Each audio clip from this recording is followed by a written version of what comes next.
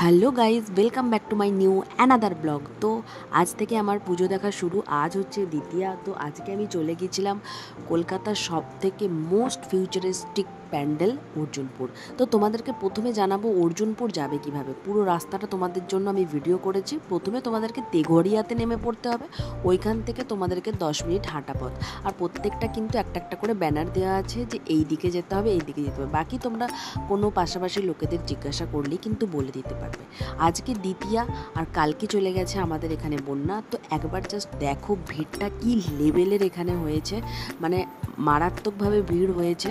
প্রায় 1 ঘন্টা লাইনে দাঁড়িয়ে থাকার পরে ভেতরে প্রবেশ করতে পেরেছি। আর এখানকার এবছরের থিম হচ্ছে মুখোমুখি, ঠিক আছে?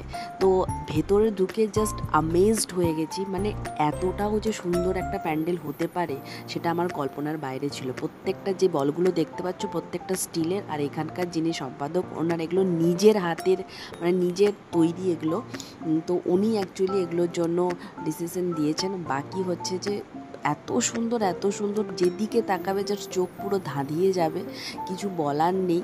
এখানে এসে জাস্ট মন্ত্রমুগ্ধ হয়ে গেছি। তোমাদেরকে একটা কথা বলবো, চাই ভিড় ভিড় ঠেলে আসো, চাই কিছু করে বি আসো, কিন্তু এই প্যান্ডেলটা তোমাদের কিন্তু একবার দেখা উচিত। আর এখানে মা দুর্গার মূর্তিটা মানে কি বলবো, জাস্ট ওয়াও ওয়াও ওয়াও।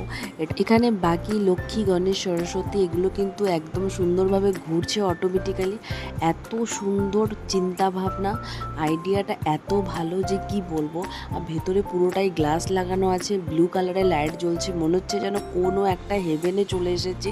মানে কি লেভেলের যে সুন্দর লাগছে, মানে ভাষায় প্রকাশ করা যাবে না। তোমরা আমার ইনস্টাগ্রাম আইডিতে যাও, সান্ত্বনা নন্দী চ্যানেল, ওখানে যে ফটোগুলো দেখো, রিলস আপলোড করেছি, রিলস দেখো, মানে জাস্ট ওয়াও ওয়াও। তোমরা যাও ঘুরে আসো।